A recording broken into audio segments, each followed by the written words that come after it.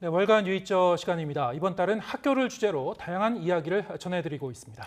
오늘은 학교의 미래는 어떤 모습일지에 대해 다뤄보려고 합니다. 권희범 PD 나와 있습니다. 안녕하십니까? 네, 안녕하십니까? 어서 오세요. 네, 우리 사회의 미래를 예측한다는 게 결코 쉬운 일은 아닐 텐데요. 우리 교육 현장이 앞으로 어떻게 변할지, 학교의 모습이 어떻게 변할지 취재했다고 그러던데 어떤 배경에서 이런 취재를 하게 됐나요? 네, 학교는 우리 사회를 이끌어갈 학생들이 시민으로서의 역량을 기르는 곳입니다. 다시 말해 미래 학교의 모습이 미래 우리 사회 모습에도 영향을 준다고 할 수 있는데요. 그래서 저는 미래 학교의 모습은 어떤 모습일지 좀 궁금해졌습니다. 우선 미래 학교 모습을 엿보기 위해 서울시에서 미래 학교로 지정해 운영해온 창덕여자중학교를 찾아가 봤습니다.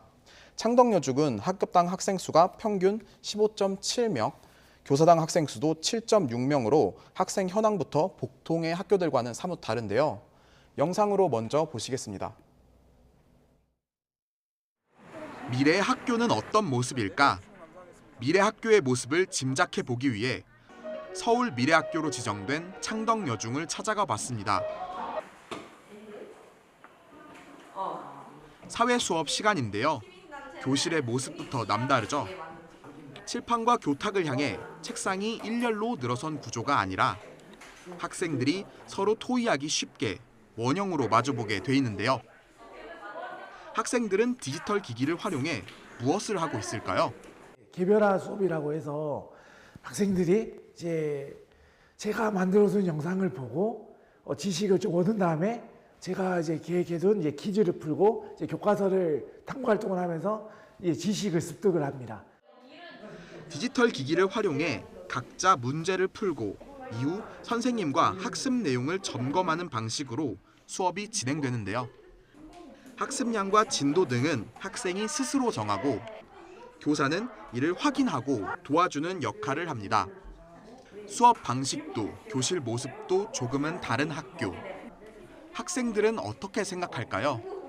혼자 진도를 나가니까 천천히 할 수 있고 모르는 거 쌤한테 하나하나 다 물어볼 수 있어서 좋은 것 같아요. 진도를 저도 약간 잘 못 따라가는 애들이 있을 텐데 이렇게 자기 진도에 맞춰서 이렇게 나갈 수 있는 분위기가 점점 많아졌으면 좋겠다고 생각해요.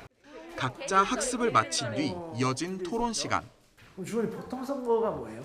남녀노소 상관없이 모두가 투표를 할 수 있는 거예요. 그렇지. 누구나 제한 없이. 그 추첨으로 뽑은 회장보다 네. 선거를 통해 뽑은 회장이 더 정당하다? 더 지지를 받은 거기 때문에 정당성을 얻을 수가 있다는 거죠. 학생들은 배운 내용을 선생님에게 확인받은 뒤 각자 원하는 방법으로 표현하는 과정을 거칩니다.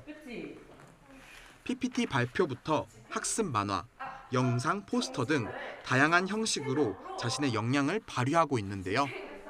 너희가 이때까지 공부한 내용들을 활용을 해서 뭔가 의미 있는 과제를 스스로 만들어서 한번 해봐. 그게 성공할 수도 있고 실패할 수도 있는데 그것은 학교에서 연습해보는 거다라고 학생들에게 알려주고 있습니다. 창덕여중은 수업 방식뿐 아니라 교실의 형태도 일반 학교와 다른 부분이 많은데요.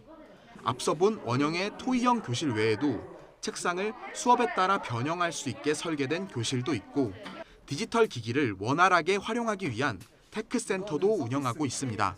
환경도 거기에 서포트가 돼야 된다 이렇게 생각이 되는데요. 체험이나 토론이 활발하게 일어날 수 있도록 학교 환경이 구축되어 있습니다. 이렇게 원형에 둘러앉아서 이렇게 서로 눈을 보면서 의견을 나눌 수 있는 게 저는 좀 새롭고 좋은 것 같아요.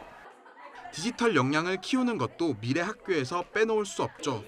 코딩 교육이나 영어 수업에서 AI를 활용해 말하기를 연습하거나 음악 수업에서 디지털 기기로 작곡을 해보는 등 학습 전반에서 디지털 역량 교육이 진행됩니다.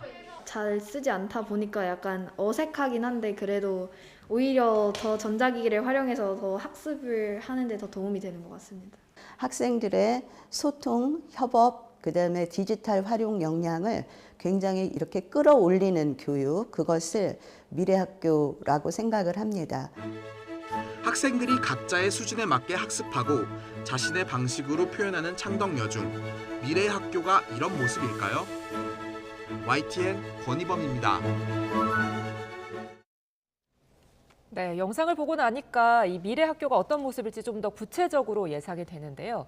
미래 학교를 예상하기 위해서는 좀 더 구체적으로 우리 학생들이 미래에 어떤 역량을 키워야 할지 이게 좀 중요할 것 같은데 어떻습니까?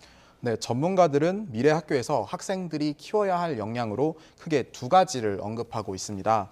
디지털 역량과 협력, 소통의 역량인데요. 디지털 역량은 디지털 기술을 통해 문제를 탐색하고 해결하는 역량입니다. 미래 사회에는 단순 지식 습득보다 문제 해결 능력이 중요해지고 이를 위해 AI나 빅데이터 등 디지털 기술을 활용해 문제를 해결하는 디지털 역량이 중요해진다는 겁니다. 또 어느 한 분야의 전문성만으로 복잡한 미래 사회의 문제를 해결할 수 없는 만큼 분야 간, 영역 간 협력하고 소통하는 역량이 중요한데요. 직접 한번 들어보시겠습니다. 디지털 역량은 컴퓨터를 가지고 문제를 정의 내리거나 문제를 해결하는 역량이에요. 그 다음에 두 번째가 미래 사회에서는 우리 사람들이 같이 공존해야 된다. 서로 이렇게 협력하고 또는 다른 상대방을 인정해주는. 네, 이렇게 디지털 역량도 중요해지고 서로 소통하고 협력할 수 있는 그런 능력도 중요해지고 이렇게 이제 미래 사회에서 필요로 하는 역량이 이제 바뀐다면은 앞으로 이제 교사의 역할도 좀 바뀔 것 같아요. 어떤 방향으로 바뀔까요? 네, 전문가들은 기존 교사의 주된 역량은 지식 전달자의 기능이었지만 갈수록 이런 역할은 줄어든다고 보여집니다. 이미 많은 정보나 학습 자료들이 인터넷을 통해 쉽게 제공되기 때문인데요. 그에 따라 교사도 지식 전달자에서 학생들이 올바른 정보를 찾는 걸 도와주는 조력자의 역할로 바뀐다고 전문가들은 전망합니다. 뭐 인터넷 강의라든지 유튜브 이런 걸 통해서 어떤 것을 전달하는 부분에 관련된 너무너무 자원이 많아요. 학생들이 그걸 가지고 문제를 해결할 때 옆에서 도와줘야 돼요. 교과로만 가르칠 수가 없어요. 네, 또 학생들이 획일적인 내용을 배우는 게 아니고 각자 필요한 정보를 찾고 학습할 수 있도록 코디네이터의 역할도 요구될 거란 전망인데요.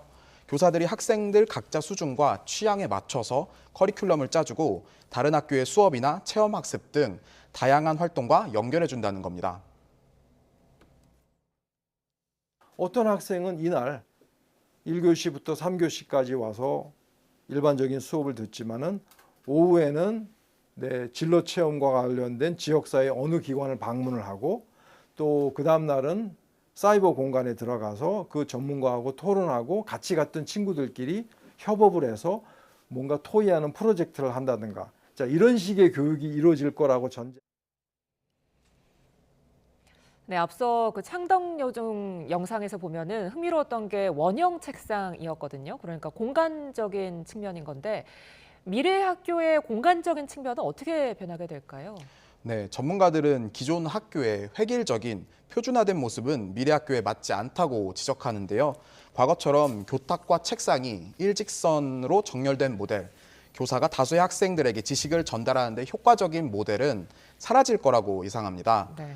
미래 학교 공간은 미래 역량을 키울 수 있게 학교 구성원들의 필요와 의견에 따라서 다양하고 유동적인 공간이어야 한다고 말하는데요. 직접 들어보시겠습니다.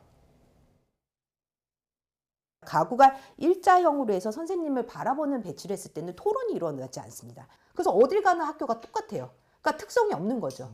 아이들의 생각은 문은 이래야 되고 신발장은 이래야 되고 항상 똑같은 생각을 하겠죠. 그러니까 공간을 그 가변적이고 유연한 것으로 어떻게 만들 것인가 고민을 해봐야 되고. 네, 정리하자면 전문가들은 미래 학교를 이렇게 정의했는데요.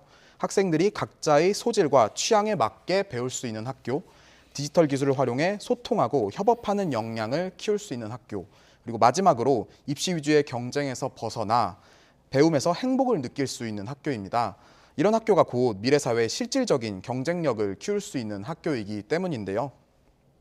네, 이런 학교에 관심의 초점을 경쟁 자체가 아니라 학습을 즐기고 미래로 나아가는 실질적인 경쟁력에 좀 초점을 맞춰보자. 이게 이야기의 포인트가 되겠습니다. 네. 자, 이런 그 좀 이상적인 그 미래의 이 학교상을 저희가 좀 그려봤는데요.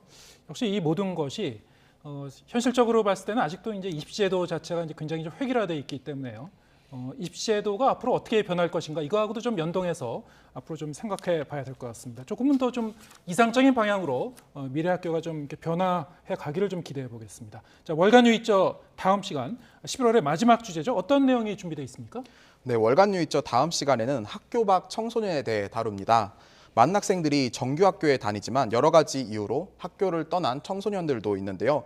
포항에 있는 한 대안학교를 찾아 학교 밖 청소년들과 대안학교 선생님을 만나봤습니다. 네, 오늘 이야기도 잘 들었습니다. 권희범 PD와 함께했습니다. 고맙습니다.